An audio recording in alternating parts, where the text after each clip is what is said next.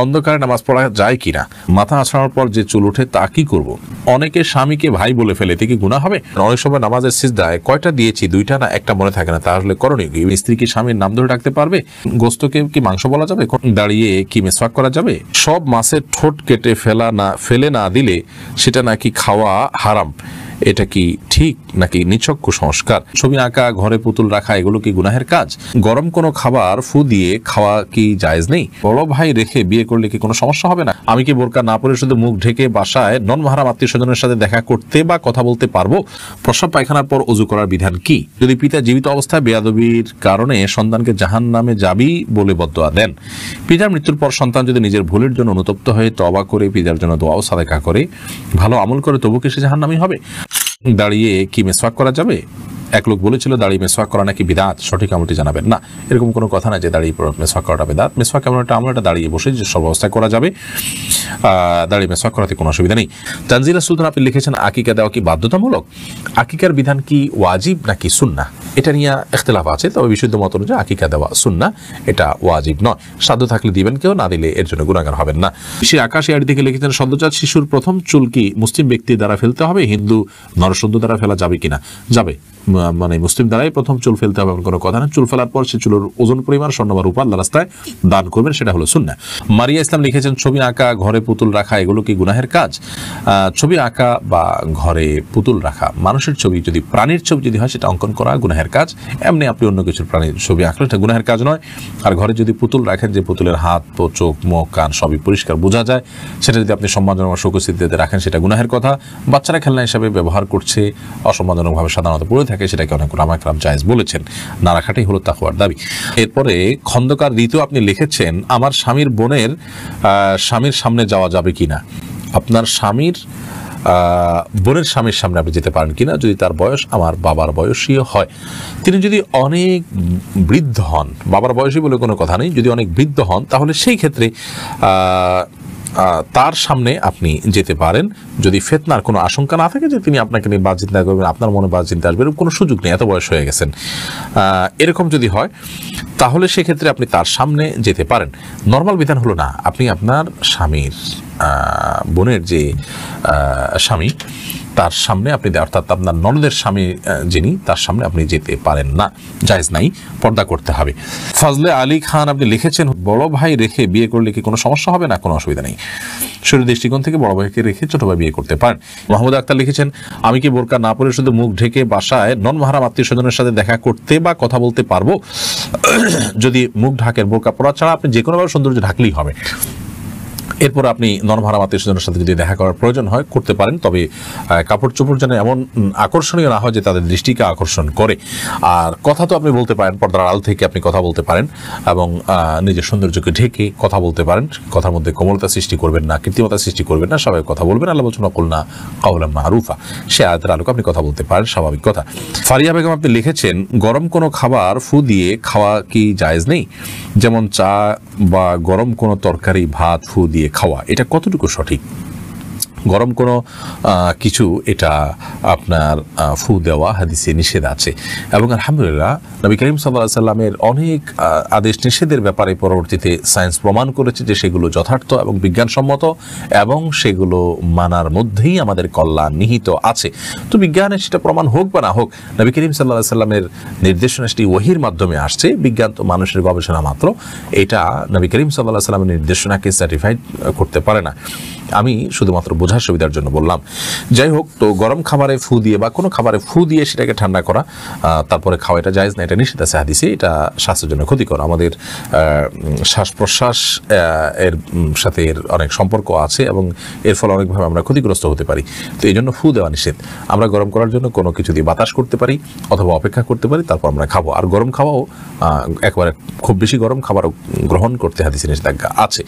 চা, তরকারি বা ভাত যেটাই হোক, এটাতে ফু দেব না, আমরা হয় অপেক্ষা করবো, নাহলে অন্য কিছু দিয়ে বাতাস করবো। রিপন, আপনি আইডি থেকে লিখেছেন, প্রস্রাব পায়খানার পর অজু করার বিধান কি? প্রস্রাব পায়খানা করলেই অজু করতে হবে এটা জরুরি না, করাটা মুস্তাহাব, ভালো। নামাজের জন্য বা অজু যে সময়গুলোতে করা জরুরি, যেমন কোরআন তেলাওয়াত, কোরআন স্পর্শ করা, তখন তার আগে দিয়ে অজু করবেন। আর প্রত্যেকবার পেশাব পায়খানা পরেই অজু করতে হবে এমনটা বাধ্যতামূলক নয়, করতে পারলে সেটা ভালো এবং সওয়াবের কাজ। মাহের আফরোজা মারিয়া, আপনি লিখেছেন, সব মাছের ঠোঁট কেটে ফেলে না দিলে সেটা নাকি খাওয়া হারাম, এটা কি ঠিক নাকি নিছক কুসংস্কার? না, এটা নিছক কুসংস্কার বোন। মাছের ঠোঁট খাওয়া হারাম নয়, কেউ চাইলে মাছের ঠোঁট খেতে পারেন। সব মাছের ঠোঁট কেটে ফেলতে হবে এরকম যদি হয় তাহলে তো কাসকি মাছ খাওয়া যাবে না, কারণ এটা ঠোঁট তো আপনি কাটার জন্য খুঁজেই পাবেন না। তো যাই হোক, এটা নিছক কুসংস্কার, এর কোনো ভিত্তি নেই শরীয়তে। মাছের ঠোঁট সহ মাছের পুরো শরীরের যে কোনো অংশই আপনি খেতে পারেন, বিশেষ করে যখন গুঁড়ো মাছ হবে। ময়লা অংশটা নাপাক যেটা মল সেটা ফেলে দিবেন, আর বাকি পুরো মাছই আপনি খেতে পারবেন। ইব্রাহিম আহমেদ লিখেছেন, গোস্তকে কি মাংস বলা যাবে? কোনো অসুবিধা নেই, এটা নিয়ে অনেকে বলেন না মায়ের অংশ, এই ব্যাখ্যার কোনো গ্রহণযোগ্য ভিত্তি আছে বলে আমার জানা নেই। আর হলেও আমাদের সমাজে সেটি প্রতিষ্ঠিত হয়ে গেছে গোস্তর অর্থে কেউ বলেও না, বিধায় এটা বলাতে কোনো অসুবিধা নেই। আবু তাহের লিখেছেন, যদি পিতা জীবিত অবস্থায় বেয়াদবির কারণে সন্তানকে জাহান্নামে যাবি বলে বদদোয়া দেন, পিতার মৃত্যুর পর সন্তান যদি নিজের ভুলের জন্য অনুতপ্ত হয়ে তওবা করে পিতার জন্য দোয়া ও সাদেকা করে ভালো আমল করে, তবু কি সে জাহান্নামী হবে? আল্লাহ রাব্বুল আলামিন যদি চান যে কোনো মানুষকে মাফ করাতে পারেন। পিতার প্রতি তিনি ত্রুটি করেছেন, এটা বান্দার হক নষ্ট করেছেন, এবং বান্দার হকের মধ্যে সবচেয়ে বড় হক হলো বাবার হক নষ্ট করা, রাসূল আকরাম সাল্লাল্লাহু আলাইহি ওয়াসাল্লামের হকের পরে। তো সেইটি তিনি করেছেন। তো এরকম হলে তিনি অনুতপ্ত হয়ে লজ্জিত হয়ে মাফ চাইবেন, এবং পিতার মৃত্যুর পর যে করণীয় আছে, 4টা করণীয় সম্পর্কে একটা ভিডিওতে আমরা বলেছি, সেগুলো করবেন। এর পাশাপাশি বিশেষভাবে পিতার জন্য আল্লাহর কাছে ক্ষমা চাইবেন এবং আল্লাহর কাছে চোখের পানি ফেলে মাফ চাইবেন, আল্লাহ আপনি আমার বাবাকে আমার প্রতি সন্তুষ্ট করে দিন, কিয়ামতের ময়দানে আপনি আমার বাবাকে আমাকে যেন মাফ করে দেন, সে ব্যবস্থা বন্দোবস্ত করুন। আল্লাহকে খুব বেশি সন্তুষ্ট করার চেষ্টা করলে ইনশাআল্লাহ বিইذনিল্লাহ এর জন্য এক্সট্রা ইবাদত বন্দেগী, এক্সট্রা তাকওয়া চর্চা করার চেষ্টা করা হলে আল্লাহ তাআলা তার জন্য তার বাবাকে সন্তুষ্ট করে দেবেন। হাদিস থেকে এটি বোঝা যায় যে দুনিয়াতে আপনার মানুষের এই জাতীয় যে সমস্যা আছে, বাবা মা বা কোনো ব্যক্তি তার কাছে পাওনাদার আছেন, কিয়ামতের ময়দানে আল্লাহ তাআলা সেই ব্যক্তির পাওনাকে আমল দিয়ে, সওয়াব দিয়ে, জান্নাত দিয়ে তার পাওনাকে পরিশোধ করে দিয়ে এই ব্যক্তিকে মুক্ত করবেন। তো সেটার জন্য চাই আল্লাহর সাথে সুনিবিড় সম্পর্ক করা, বিশেষভাবে তাকওয়া চর্চা করা। আল্লাহ তাআলা আমাদেরকে সেই তৌফিক দান করুন। শরীফ এসআর ইয়াডি থেকে লিখছেন, স্ত্রী কি স্বামীর নাম ধরে ডাকতে পারবে? ডাকতে পারে, এতে কোনো গুনাহ হবে না। তবে এটা কালচারের উপর নির্ভর করে, যে কালচার এটা অসম্মান হয় সেরকম অসম্মান করা যাবে না স্বামীকে। প্রশ্ন আপনি লিখেছেন, অনেক সময় নামাজের সিজদায় কয়টা দিয়েছি, 2টা না 1টা মনে থাকে না, তাহলে করণীয় কি? সালাতের সিজদা কয়টা দিয়েছেন, যদি আপনি নিশ্চিত মনে হয় যে কম দিয়েছেন তাহলে আরেকটা দিবেন, আর যদি কয়টা দিয়েছেন সন্দেহ হয় তাহলে বেশিরভাগ যেটা মনে হয় সেটা করবেন, পরে সিজদা সৌদিয়া নেবেন। আর যদি আপনার 50-50 থাকে যে 1টা দিয়েছি 2টা দিয়েছি, কোনোটাই প্রতি মন প্রবলভাবে টানে না, তাহলে সেক্ষেত্রে আপনি 1টা দিয়েছেন, অর্থাৎ কমটা ধরে আপনি আরেকটা দিয়ে তারপর সিজদা সৌদিয়া নামাজ শেষ করবেন। আহসান হক লিখেছেন, অনেকে স্বামীকে ভাই বলে ফেলে, এতে কি গুনাহ হবে?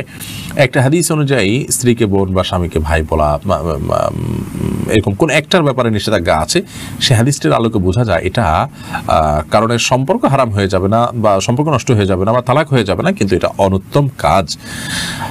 প্রয়োজনে একে অন্যকে নাম ধরতে পারে, অমুকের বাপ বলতে পারে, এটা সবচেয়ে ভালো, অমুকের বাপ।